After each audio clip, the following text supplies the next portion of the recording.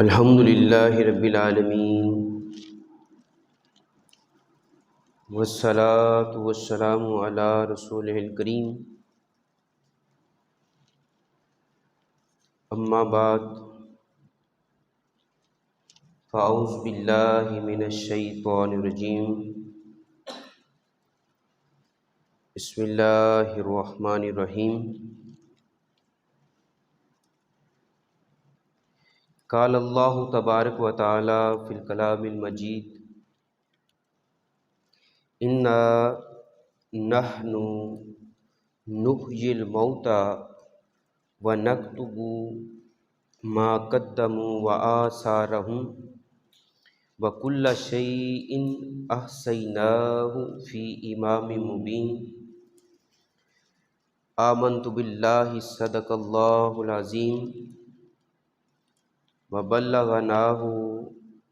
رسولہ النبی الکریم الامین الرؤوف الرحیم، ونحن علی ذلک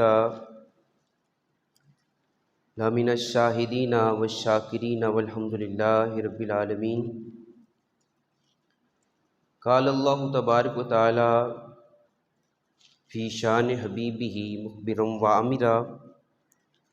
ان اللہ وملائکتہ یصلون علی النبی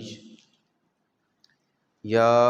ایھا الذین آمنوا صلوا علیہ وسلموا تسلیما۔ اللہم صلی علی سیدنا و مولانا، روشتی پڑھیے سارے، اللہم صلی علی سیدنا و مولانا محمد وعلی آل سیدنا و مولانا محمد بعدد کل شیء فی الدنیا والآخرہ صلوات اللہ تعالی علیہ۔ اللہم صلی وسلم علی سیدنا و مولانا محمد کما تحب و ترضی بان تصلی علیہ۔ سبحان ربک رب العزت عما یصفون وسلام علی المرسلین والحمد للہ رب العالمین۔ اللہ تبارک و تعالی جل مجدہ الکریم کی حمد و ثنا، جو خالق کائنات ہے، مالک ارض و سما ہے، اللہ رب ذوالجلال کی حمد و ثنا کے بعد حضور نبی اکرم شفیع امم، نبی مکرم قائد المرسلین، حضور شفیع المذنبین کے دربار گوہربار کے اندر اپنی عقیدتوں اور محبتوں کا نذرانہ پیش کرنے کے بعد واجب الاحترام، لائق تعظیم و تکریم معزز سامعین و حاضرین، سورہ یاسین کی آیت نمبر 12 جو ہے آپ کے سامنے تلاوت کی ہے، جس میں رب ذوالجلال جو ہے زندگی کے اندر جو ہم اچھائیاں یا برائیاں کرتے ہیں ان کا حساب اس کا ذکر فرماتا ہے۔ جو نقوش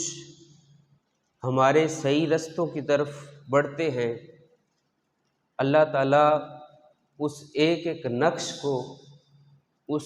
ایک ایک قدم کو اس آیت مقدسہ کے اندر ذکر کیا گیا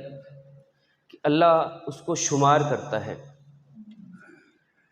اسی طرح جو برائی کی طرف ایک ایک قدم ہم بڑھاتے ہیں، اللہ تعالیٰ اس قدم کو بھی شمار کرتا ہے۔ رب ذوالجلال کا اس آیت مقدسہ کے اندر یہ ذکر کرنا کہ اے بندے، ہم نے مردوں کو زندہ کرنا ہے۔ جو اس دنیا میں آیا، اس دنیا سے رخصت ہو گیا، انا نحن، بے شک ہم اس کو نحیی الموتى، دوبارہ زندہ کریں گے۔ پھر فرمایا وَنَكْتُبُ ما قدموا وآثارہم، اور جو انہوں نے آگے بھیجا، آگے سے مراد میری بارگاہ کے اندر جو بھیجا، ہم اس کو لکھ رہے ہیں، اس کو شمار کر رہے ہیں۔ پھر فرمایا وَكُلَّ شَيْءٍ، اور ہر وہ چیز جو تم کر رہے ہو، جو زندگی کے اندر جس کو عمل کے اندر لا رہے ہو، احصیناہ فی امام مبین، ہم نے اس کو گن رکھا ہے ایک بتانے والی کتاب کے اندر۔ اب وہ بتانے والی کتاب رب ذوالجلال کی لوح محفوظ ہے۔ فرمایا جو بھی عمل تم اپنی زندگی کے اندر لا رہے ہو، وہ اچھا ہے، وہ برا ہے، ہم اس عمل کو شمار کر رہے ہیں۔ اب انسان کی اچھی زندگی جو ہے یا بری زندگی ہے، انسان کے جتنے بھی جملہ امور ہیں جو وہ اپنی زندگی کے اندر کر رہا ہے، انسان غفلت کا شکار ہو جاتا ہے، اور وہ یہ سمجھتا ہے کہ شاید جو میں عمل کر رہا ہوں اس کو شمار نہیں کیا جا رہا۔ ایک اور مقام پہ رب ذوالجلال فرماتا ہے کہ جب یہ کتاب اس کو قیامت کے دن اس کے سامنے رکھ دی جائے گی، اور وہ جب یہ اپنے شمار، اپنے نقوش، اپنے یہ معمولات، اپنے یہ اعمال دیکھے گا، تو وہ اس وقت کہے گا مالی حاضل کتابی لا یغادر صغیرۃ ولا کبیرۃ الا احصاها، کہ ہائے افسوس اس کتاب کو کیا ہو گیا کہ میں نے جو باتیں ایسے ہی کی، اس کتاب نے تو وہ باتیں بھی ذکر کر لی، اس نے ہر وہ چھوٹی اور بڑی بات جو ہے اس نے اپنے اندر جو ہے اس کو محفوظ کر لیا۔ تو اس وقت جو ہے انسان افسوس کرے گا کہ میں نے تو یہ باتیں ایسی عذرائے مزاح یا ایسے جیسے ہم آپس میں گفتگو کرتے ہیں، گفت و شنید ہوتی ہے، تو میں نے تو یہ باتیں ایسے ہی فرضی طور پہ ذکر کی تھیں، لیکن اس کتاب نے ان کو بھی نہیں چھوڑا، اور وہ باتیں بھی اپنے اندر جو ہے اس نے محفوظ کر لی۔ تو آج ہمارے جتنے بھی عمل ہیں، وہ اچھے ہیں، وہ برے ہیں، وہ شمار کیے جا رہے ہیں، وہ صدقات و خیرات ہیں، وہ اللہ تعالیٰ کا ذکر و فکر ہے، وہ قرآن پاک کی تلاوت ہے، وہ نمازوں کی طرف جو ہمارے قدم بڑھتے ہیں، دور و نزدیک سے جو ہم آتے ہیں، تو اللہ تعالیٰ اس ایک ایک قدم کو شمار کر کے اپنی اس کتاب کے اندر لکھ لیتا ہے۔ تو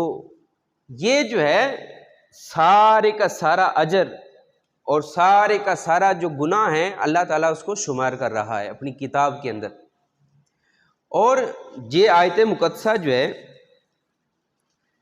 اس کے اندر انسان کی آنکھیں کھولنے کے لیے بتایا گیا کہ بندے تو نے غافل نہیں ہونا۔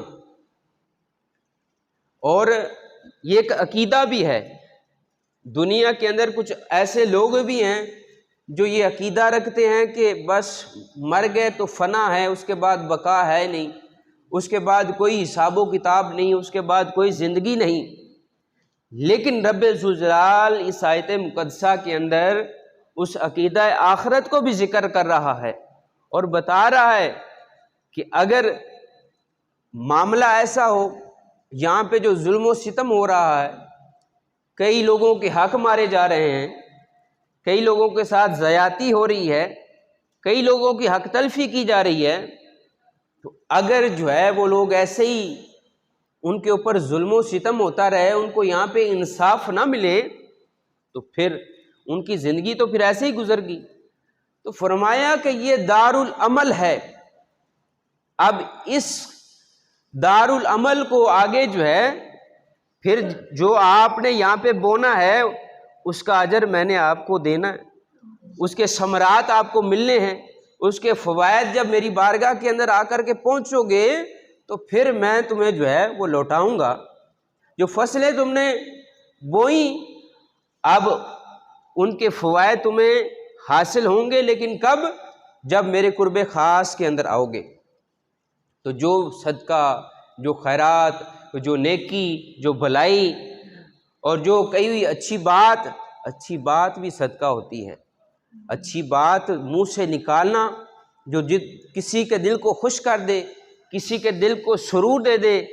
اور کسی کی بھلائی کا باعث بن جائے، وہ بھی خیرات کے زمرے میں آتی ہے، صدقے کے زمرے میں آتی ہے، اچھائی کے زمرے میں آتی ہے، اور اللہ تعالیٰ کو وہ بڑی پسند ہوتی ہے۔ تو فرمایا ایک ایک چیز کو جو ہے شمار کیا جا رہا ہے۔ تو اللہ تبارک و تعالیٰ کہ قرب خاص کے اندر ہم نے حاضر ہونا ہے، اور اس زندگی کو اور اس عقیدہ آخرت پر یقین رکھتے ہوئے ہمیں وہ کام آج کرنے چاہیے جن سے اللہ اور اس کا رسول جو ہے وہ راضی ہوتا ہے۔ اب یہ جو زندگی ہے یہ صرف ہماری نہیں ہوتی، اب اس کے اندر دوسروں کا بھی حصہ ہوتا ہے۔ جو ہم کماتے ہیں اب اس کے اوپر بھی ہمارا ہی حق نہیں ہوتا، اس کے اندر بھی دوسروں کا حق اور حصہ ہوتا ہے۔ ہم لوگ یہ سمجھتے ہیں کہ جو ہم نے کمایا، جو ہم محنت کر رہے ہیں وہ صرف ہماری بڑھوتری کا سبب ہے، لیکن بزرگ فرماتے ہیں کہ جو تم خرچ کرتے ہو وہ تمہارے رزق کے اندر بڑھوتری کا سبب ہوتا ہے۔ لیکن آج کل یہ جو پیمانہ ہے یہ ہماری زندگیوں سے کم ہوتا جا رہا ہے۔ ہماری فصلیں ہوتی ہیں اس میں ہم، میرے خیال میں کوئی شاذ و نادر اللہ کے بندے ہوں گے جو عشر وغیرہ ادا کرتے ہوں گے، کوئی بندے ہوں گے جو زکوٰۃ ادا کرتے ہوں گے۔ اب یہ جو وبائیں، یہ جو تکلیفیں جو ہماری زندگی کے اندر آتی جا رہی ہیں، کیوں؟ کہ ہم کثرت کے اندر مبتلا ہوتے جا رہے ہیں، برکت سے جو ہے ہمارا جو یقین ہے وہ اٹھتا جا رہا ہے۔ حالانکہ اللہ تبارک و تعالیٰ اس بات پر خوش ہوتا ہے کہ جو اس نے ہمیں دیا ہے اس میں کچھ نہ کچھ اس کے نام پہ بھی دیا جائے، اس میں خیرات بھی دی جائے، اس میں صدقہ بھی دیا جائے۔ اور حضور فرماتے ہیں کہ الصدقۃ رد البلاء، صدقہ جو ہے یہ بلاؤں کو ٹال دیتا ہے۔ آپ کے اوپر آنے والی تکلیفیں ہم اس سے نکل جاتے ہیں جب ہم خیرات کرتے ہیں۔ اور حضور فرماتے ہیں کہ حدیث پاک کے اندر کہ خیرات کرنا، صدقہ کرنا یہ اللہ کے غضب کو ٹھنڈا کر دیتا ہے۔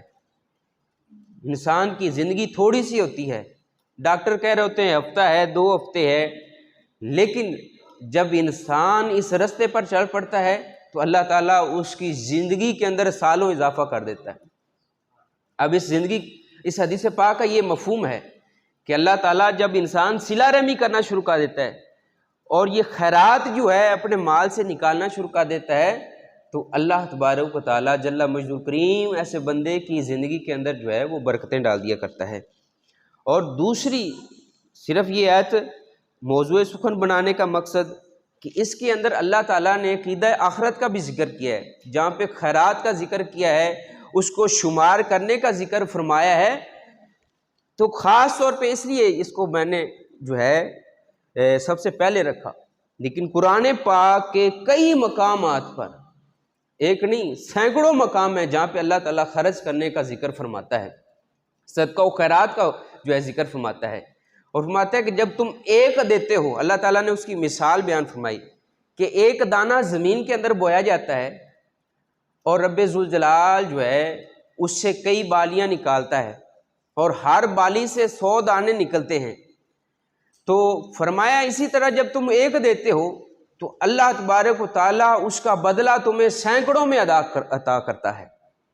یہ برکتیں ہیں جو رب ذوالجلال نے ہمارے لیے رکھی ہوئی ہیں۔ اور اسی طرح جب انسان اللہ کے نام پہ کچھ عطا کرتا ہے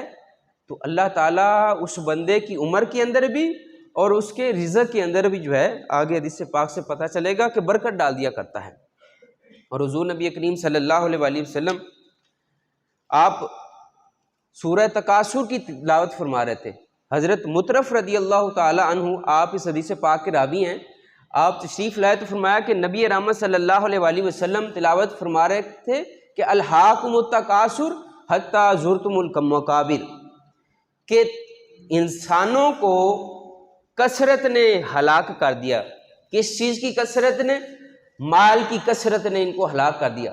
حتی زرتم المقابر، یہاں تک یہ قبروں میں جا پہنچے۔ فرمایا کہ آدمی کہتا ہے، بندہ کہتا ہے، حضور نے فرمایا کہ مالی مالی، میرا مال میرا مال۔ اور حضور نبی کریم صلی اللہ علیہ وآلہ وسلم صحابہ کے سامنے ذکر فرما رہے ہیں، فرمایا بندے کا مال وہ ہے جو اس نے کھایا اور کھا لیا، اور جو اس نے پہنا اور اس کو فنا کر دیا، اور جو اس نے آگے میری طرف بھیج دیا۔ فرمایا یہ آدمی کے 3 مال ہیں، بقیہ جو ہے وہ کوئی حیثیت نہیں رکھتا۔ لیکن آج جو ہے ہم اس فتنے کے اندر مبتلا ہو کے دین اور اسلام سے دور ہیں، ہمارے عقیدہ کمزور ہے، دین کمزور ہے، ہماری سوچ کمزور ہے۔ اگر آج ہم چاہتے ہیں کہ اللہ اور اس کا رسول ہم سے راضی ہو جائے، اللہ کی رحمتیں قریب ہو جائیں، تو پھر کیا ہے، وہ طریقہ اپنائیں جس سے اللہ اور اس کا رسول راضی ہوتا ہے۔ اور یہ جو وبائیں بلائیں تکلیفیں یہ جب آتی ہیں تو اس کی وجہ یہ ہوتی ہے کہ ہم اللہ اور اس کی رحمتوں سے دور ہو چکے ہیں، ہمارے طریقے جو ہے وہ غلط ہو چکے ہیں۔ جو اللہ اور اس کے رسول نے رستہ بتایا ہے ہمیں جس پر چلنا ہے، اس رستے سے ہم ہٹ گئے ہیں۔ تو یقیناً جو ہے آج اس چیز کی ضرورت ہے کہ اللہ اور اس کے حکموں کو توڑنے کی بجائے ان حکموں کو جوڑا جائے، ان چیزوں پر چلا جائے، ان باتوں کو مانا جائے، تاکہ اللہ اور اس کا رسول جو ہے وہ ہم سے راضی ہو جائے۔ اور دوسری حدیث پاک کے اندر حضور نبی کریم صلی اللہ علیہ وآلہ وسلم آپ فرماتے ہیں کہ اللہ تعالیٰ فرماتا ہے کہ اے ابن آدم انفق علیک، کہ اے ابن آدم تو خرچ کر، تجھ پہ خرچ کیا جائے گا۔ یہ اللہ تعالیٰ بندے سے فرماتا ہے کہ اے بندے تو خرچ کر، میں تجھے عطا کروں گا۔ لیکن ہماری سوچ ذرا مختلف ہے۔ آج جو ہے اس بات پہ غور کرنے کی ضرورت ہے کہ اللہ کیسے راضی ہوگا، اس کا رسول ہم سے کیسے راضی ہوگا، اور اللہ اور اس کے رسول نے ہم نے زندگی کے اندر کیا طریقہ بتایا ہے، اس طریقے کو زندگی کے اندر لائیں۔ تو اب ایک اور حدیث پاک کے اندر حضور نبی کریم صلی اللہ علیہ وآلہ وسلم ہم سے سوال کیا جاتا ہے، ایک سوالی آتا ہے، وہ اللہ کا نام لے کر جو ہے کہتا ہے کہ اللہ کے نام پہ کچھ دے دو، لیکن ہماری جو طبیعت کے اوپر کوئی اثر نہیں آتا۔ تو اگر ایک بندہ اتنا بڑا نام لے رہا ہے کہ اللہ کے نام پہ کچھ دے دو، تو اب کوئی اور چیز نہ دیکھیں، اس کو نہ دیکھیں، بلکہ یہ دیکھیں کہ یہ نام کس ہستی کا لے رہا ہے۔ اللہ تعالیٰ کا نام تو عظیم نام ہے، اسم اعظم ہے، اور جب اس نے ہمیں اس نام کا واسطہ دیا تو ہم اس نام کو دیکھتے ہوئے، اس کی لاج رکھتے ہوئے اس نام پہ کچھ نہ کچھ عطا کر دیں۔ حضرت ابو امامہ رضی اللہ تعالیٰ عنہ، ایک طویل حدیث پاک ہے، آپ فرماتے کہ حضرت خضر علیہ السلام کہیں تشریف لے جا رہے تھے کہ ان کو رستے میں سوالی مل گیا، اور اس نے کہا کہ اللہ کے نام پہ مجھے کچھ دے دو۔ اب یہ میں اور آپ سمجھتے ہیں کہ خضر علیہ السلام بہت بڑا مقام ہے ان کا، ولیوں کو اس وقت ولایت نہیں ملتی جب خضر علیہ السلام جو ہے مور نہ لگا دیں اور اس کا ٹیسٹ نہ لے لیں، اتنا بڑا مقام ہے ان کا، اور پانیوں پر آپ کی شہنشاہی ہے، تو بہت بڑا مقام ہے۔ اب جب اس کی ملاقات ہوئی آپ سے، آپ نے فرمایا، بڑا خوبصورت لباس پہنا ہوا ہے، آپ نے فرمایا یار اب میرے پاس تو کچھ نہیں ہے، اس باز کا جیب کے اندر کچھ نہیں ہوتا ہے، تو فرمایا یار اس وقت میرے پاس کچھ نہیں ہے، تو نے نام بہت بڑا لے دیا ہے، تو میں معذرت چاہتا ہوں۔ فرمایا نہیں نہیں، اتنا خوبصورت آپ نے لباس بنایا ہوا ہے، اتنی وجاہت ہے، اتنی بڑی شخصیت، یہ کیسے ہو سکتا ہے کہ آپ کے پاس کچھ نہ ہو؟ تو فرمایا میرے پاس تو کچھ نہیں ہے، پھر ایسا کر کہ مجھے جو ہے منڈی کے اندر لے جا، اس وقت انسان بکتے بھی تھے، غلام بنتے تھے، مجھے وہاں پہ فروخت کر دے، کیونکہ جس ہستی کا تم نام لے رہا ہے میں اس نام پہ بکنا بھی گوارا کر لوں گا۔ آج ہم دینا نہیں گوارا کرتے اس نام پہ خیرات کرنا گوارا نہیں کرتے ہیں، لیکن ان ہستیوں کو دیکھ لیجئے وہ اس نام پہ بک جایا کرتے تھے۔ کہ یہ سارا کا سارا کمال ہی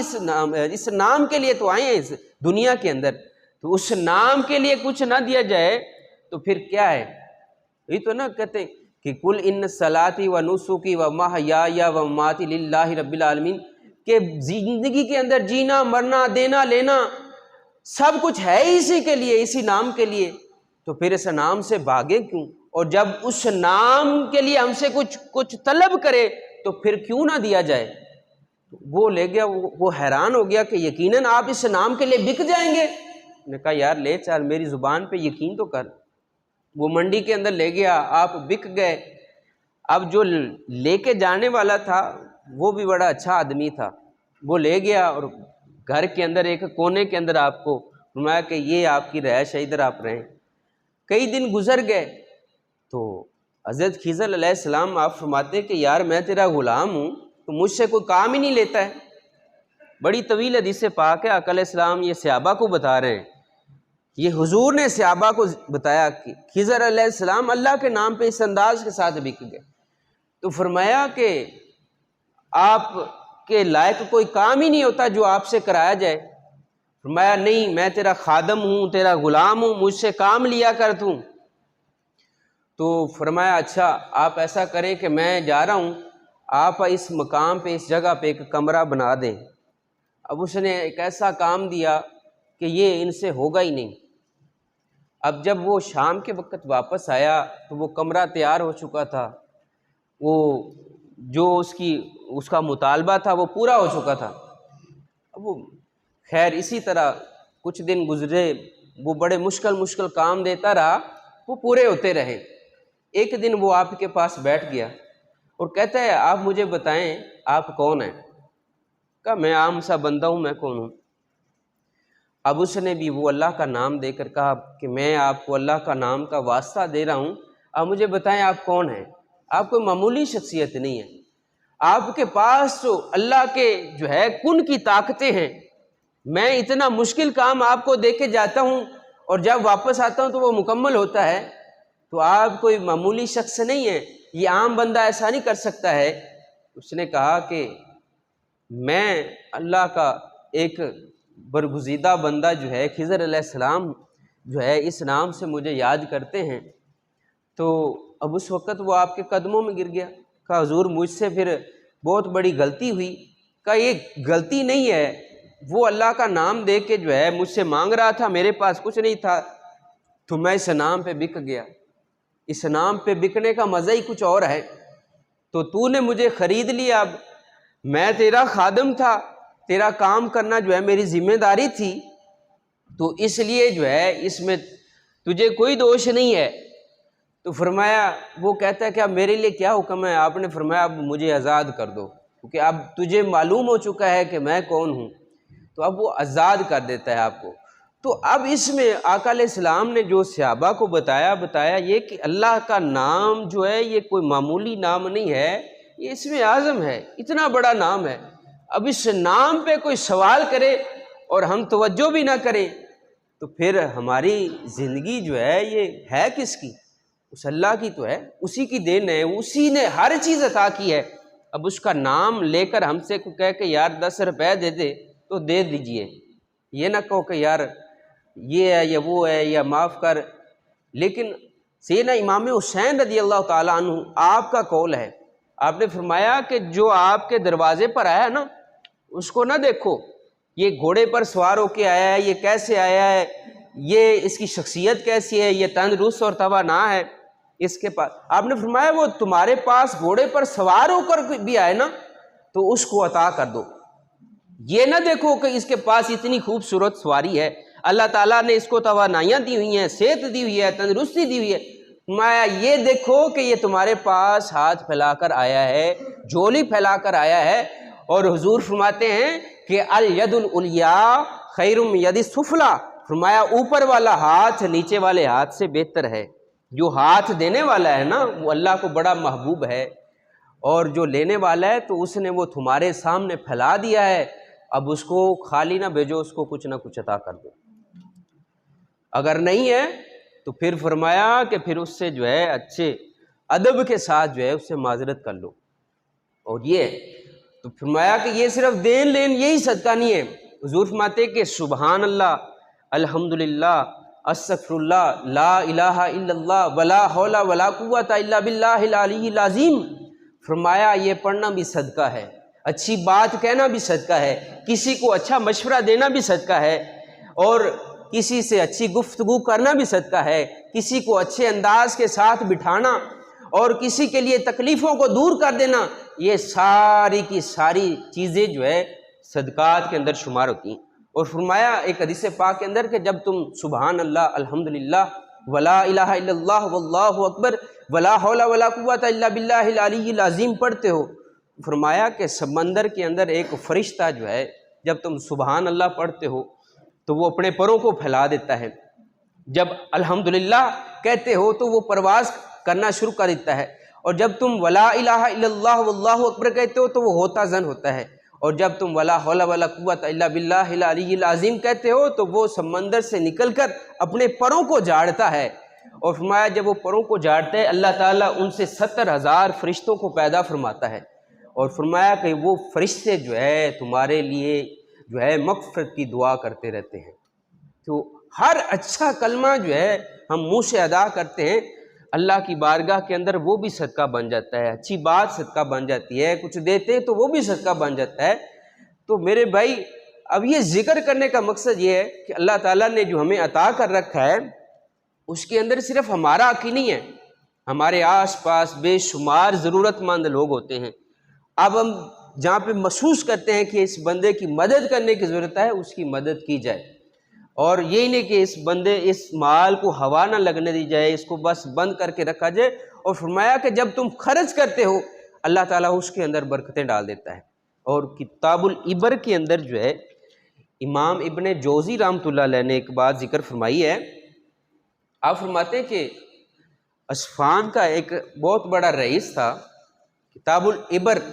یعنی امام جوزی رحمۃ اللہ علیہ نے اس کے اندر ایسی باتیں ذکر فرمائی ہیں جن سے عبرت حاصل کی جا سکتی ہے، جن سے نصیحت حاصل کی جا سکتی ہے،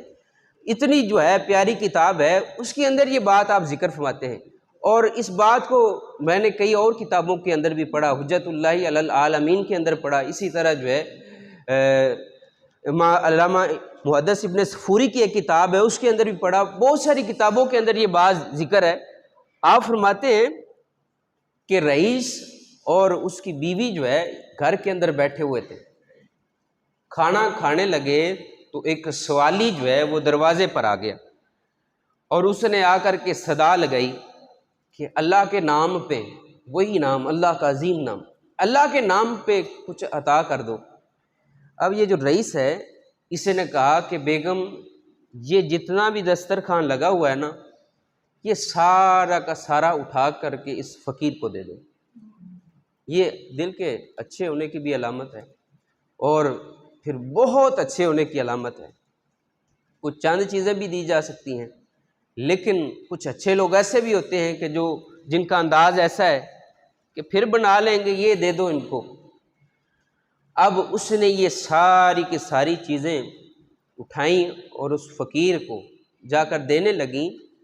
تو اس کی آہ نکل گئی۔ اس نے کہا کیا ہوا؟ اس نے کہا کہ میں حیرت کے اندر مبتلا ہو گئی۔ فرمایا کہ جو دروازے پر جو فقیر آیا ہے یہ کوئی فقیر نہیں ہے، یہ کچھ سال پہلے بہت بڑا رئیس تھا، اور میں جو ہے اس کی بیوی تھی۔ اب یہ خاتون جو رئیس اسفان کا جو رئیس ہے کہتا ہے کہ میں اس کی بیوی تھی اور یہ بہت بڑا رئیس تھا، آج میں حیران ہوں کہ یہ فقیری کی حالت کے اندر ہے اور آ کر کے لوگوں کے دروازوں سے آ کے سوال کر رہا ہے، تو اب میں اس کی اس حالت کو دیکھ کر حیران ہو رہی ہوں۔ اب اس نے کہا کہ تمہیں اس سے بھی حیرت والی بات نہ بتاؤں؟ اب فرمایا کہ اس کی اس حالت پر حیران ہوں کہ اتنا یہ رئیس تھا، اتنا مالدار تھا، اس کی یہ حالت کیسے ہو گئی؟ اب وہ شخص جو ہے کہتا ہے کہ اس کی حالت میں بتاتا ہوں، اس سے بھی عجیب بات میں تمہیں بتاتا ہوں۔ کہا کہ کچھ سال پہلے یا کچھ عرصہ پہلے جو فقیر آیا تھا اور اس نے آ کر کے سوال کیا تھا، اور اس کے سوال پر یہ اپنے دسترخوان سے اٹھا تھا اور اس نے اس کو جا کے پھینٹی لگائی اور مار مار کے لہو لعان کر دیا تھا اور کوئی چیز بھی نہ دی تھی، کہا وہ فقیر میں تیرا شوہر ہوں جو آج امیر ہوں، اور یہ جس کو غریب تم کہہ رہی ہو، یہ جو امیر تھا صاحب کا، یہ وہ رئیس ہے، تو میں وہ والا فقیر ہوں۔ اللہ تعالیٰ نے وہ اس کے پاس جو کچھ تھا، یہ دیکھو کہ زمانہ نے کروٹ بدلی، وہ سارا کا سارا اللہ تعالیٰ نے میری جھولی کے اندر ڈال دیا۔ تو اللہ تعالیٰ نے آج مجھے اس مقام پہ پہنچا دیا ہے، حتیٰ کہ تم اس کی بیوی تھی، تم اس کی بیوی بھی اب میری بیوی بن گئی ہو، اس کا مال و دولت بھی میرے پاس آ گیا ہے۔ اب اس میں اللہ تعالیٰ اس نے فرمایا نا کہ ان اللہ علی کل شیء قدیر، اللہ ہر چیز پر قادر ہے، کبھی بھی کسی کو حقیر نہیں سمجھنا چاہیے۔ اس لیے میں نے فرمایا کہ جو آپ کے دروازے پر آ گیا ہے نا، اس کو حقیر نہ سمجھا جائے، اس کو کمتر نہ سمجھا جائے، اس کو یہ نہ سمجھا جائے کہ یہ ایسا ہے یہ ویسا ہے۔ ہمارے ہاں لوگ کہتے ہیں تو تو اتنا بڑا ہٹا کٹا ہے، تو یہ کام کیوں کر رہا ہے؟ وہ کر رہے، اگر ہمارے پاس کچھ ہے دینے کے لیے ہم دے دیں، لیکن نہیں ہے تو اس سے معذرت کر لیں، لیکن اس کو یہ جو باتیں سنانی ہے، اس کے اوپر یہ جو طعن و تشریح کرنا ہے، یہ ہمارا کام نہیں ہے۔ وہ اللہ تعالیٰ جو ہے حالتوں کو وہ بدلتا ہے، تو یہ جو ہمارا رویہ ہے اس کو بدلنے کی ضرورت ہے۔ ہمارے مال کے اندر اللہ تعالیٰ نے جو ہمیں عطا کر رکھا ہے، اس کے اندر غریب غربا کا حصہ ہے، اس کے اندر فقیروں کا حصہ ہے، اس کے اندر ہمارے ہمسایوں کا حصہ ہے، اس کے اندر ہماری اولاد کا حصہ ہے، آگے جو ہے چھوٹے بچوں کو اشراط الارض حتیٰ کہ جانوروں کا حصہ ہے، اور جو کچھ بھی خرچ ہوتا ہے اس میں سے وہ اللہ کے نام پہ وہ صدقہ ہو جایا کرتا ہے۔ تو ہمیں جو ہے دل تنگ نہیں کرنا چاہیے۔ آج جو ہے حالات ایسے ہیں کہ ہمارے کئی علاقہ جات کے اندر جو ہے لوگوں کی حالت بہت ابتر ہے، اور لوگ راہیں دیکھ رہے ہیں کہ ہمیں کچھ نہ کچھ دیا جائے، تو اگر وہاں پہ کسی کی مدد ہو سکتی ہے تو ہمیں کرنی چاہیے۔ کوئی ایسا بندہ دیکھتے ہیں کہ جو جا رہا ہے اور ہم اس میں حصہ ڈال سکتے ہیں، ہمیں حصہ ڈالنا چاہیے۔ بہت ساری ہماری تنظیمات، مذہبی تنظیمات، اللہ تعالیٰ ان کو برکتیں عطا کرے، جس میں ناج القرآن ہے، اس میں طریق لبیک ہے، جماعت اہل سنت ہے، الحمدللہ بڑا اچھا کام کر رہے ہیں، اور ان علاقوں تک جا کے جو ہے ان لوگوں کی مدد کر رہے ہیں۔ اللہ تعالیٰ جو ہے یہ خرچ کرنے کا حکم فرماتا ہے۔ تو یہ وہیں پر ہی نہیں، ذکر کرنے کا مقصد یہ ہے کہ ہمارے آس پاس، ہمارے علاقے کے اندر، ہمارے محلے کے اندر بھی بہت سارے لوگ ایسے ہوتے ہیں جن کی مدد کرنے کی ضرورت ہوتی ہے، لیکن ہم حج اور عمرہ تو کر آتے ہیں، لیکن ہمارے آس پاس جو ہے لوگ ضرورت مند ہوتے ہیں۔ اب وہ حج اور عمرہ ایسی حالت میں قبول نہیں ہوتا ہے کہ جب ہمارے آس پاس لوگ حرام کھا رہے ہوں، حرام کے اندر مبتلا ہوں، پھر اللہ تعالیٰ جو ہے کل کو پوچھے گا۔ اور تکاثر کی آخری آیت کے اندر اللہ تعالیٰ فرماتا ہے ثم لا تسألن یومئذ عن النعیم، کہ بندو قیامت والے دن تم سے ایک ایک نعمت کے بارے میں پوچھا جائے گا۔ اور اللہ تعالیٰ نے ہمیں کتنی نعمتیں عطا کر رکھی ہیں، اس میں مال ہے، اس میں یہ جوانی ہے، اس میں یہ ساری عمر ہے، اس میں یہ مال و زر ہے، کہاں سے کمایا، کہاں پر خرچ کیا۔ اللہ تعالیٰ نے ایک ایک چیز کا حساب لینا ہے ہم سے۔ تو فرمایا یہ جو تم قدم اٹھا رہے ہو اچھے رستے کی طرف جا رہے ہیں، یہ جو تم قدم اٹھا رہے ہو یہ برے رستے کی طرف جا رہے ہیں، یہ اللہ تعالیٰ فرما رہا ہے کہ وَنَكْتُبُ، ہم ان کو شمار کر رہے ہیں، ہم ان کو لکھ رہے ہیں۔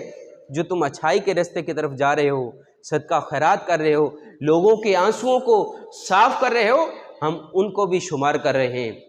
لوگوں کے چہروں پر جو تم خوشی لا رہے ہو ہم وہ بھی دیکھ رہے ہیں۔ ایک ایک چیز کو جو شمار کیا جا رہا ہے، اور لوح محفوظ کے اندر جو ہے اس بات کو محفوظ کیا جا رہا ہے۔ اور قیامت کے دن اور قبر کے اندر بندہ جب جاتا ہے نا قبر کے اندر، تو پتہ ہے کیا کہتا ہے؟ اللہ تعالیٰ سے بندہ کہتا ہے، کیا کہتا ہے؟ فَيَقُولُ رَبِّي لَوْلَا أَخَّرْتَنِي إِلَىٰ أَجَلٍ قَرِيبٍ، کہ مولا تو نے مجھے تھوڑی سی مہلت کیوں نہ دی؟ ارے کس بات کی مہلت؟ مولا اس بات کی مہلت کہ فَأَصَّدَّقَ وَأَكُن مِّنَ الصَّالِحِينَ، کہ میں صدقات و خیرات کرتا اور میں تیرے صالح بندوں کے اندر شمار ہو جاتا۔ یعنی بندہ جب قبر کے اندر جاتا ہے نا تو سب سے پہلے جو کمالات دیکھتا ہے وہ صدقہ خیرات کے دیکھتا ہے۔ اب یہ قبر کے اندر بندہ کہہ رہا ہے اللہ سے کہ یا اللہ تو مجھے مہلت دیتا کہ میں جو ہے صدقات و خیرات کرتا اور تیرے صالح بندوں کے اندر شمار ہو جاتا۔ مقصد یہ کہ یہ گنہگار بندہ کہہ رہا ہے اللہ سے کہ یا اللہ یہ جو بارشیں ہو رہی ہیں قبر کے اندر آ کے تیرے بندے پیچھے سے صدقہ کر رہے ہیں، خیرات کر رہے ہیں، میں بھی ایسا کرتا اور ان برکتوں کو میں بھی سمیٹ لیتا۔ تو آج اندازہ کر لیں کہ یہ جو خیرات کرتے ہیں ہم، اس کی اللہ تعالیٰ نے کتنی برکتیں رکھی ہیں کہ قبر کے اندر جا کر بندے کو پتہ چلتا ہے کہ ان خیرات کرنے کی برکتیں کتنی ہیں، یہ صدقہ کرنے کی برکتیں کتنی ہیں۔ یہ سورۃ منافقون کی آخری آیات ہیں جس کے اندر وہ بندہ کہتا ہے کہ مولا مجھے مہلت دے، اور تو مہلت دے دیتا کہ میں صدقات و خیرات کرتا اور تیرے صالح بندوں کے اندر شمار ہو جاتا۔ اللہ تعالیٰ جو ہے ہمیں اپنی رحمتوں اور برکتوں کا حقدار بنائے، اور جو حقدار لوگ ہیں جن کو مدد کی ضرورت ہے اپنے جو ہے نیک اور حلال مال سے ان کے لیے ہمیں بھی خرچ کرنے کی توفیق دے۔ تنگ دست لوگ جو پرسان حال ہیں اللہ تعالیٰ ان کی مدد فرمائے، اللہ تعالیٰ ہمارا بھی حامی اور ناصر ہو، ان کا بھی حامی و ناصر و مددگار ہو۔ آمین وآخر دعوانا۔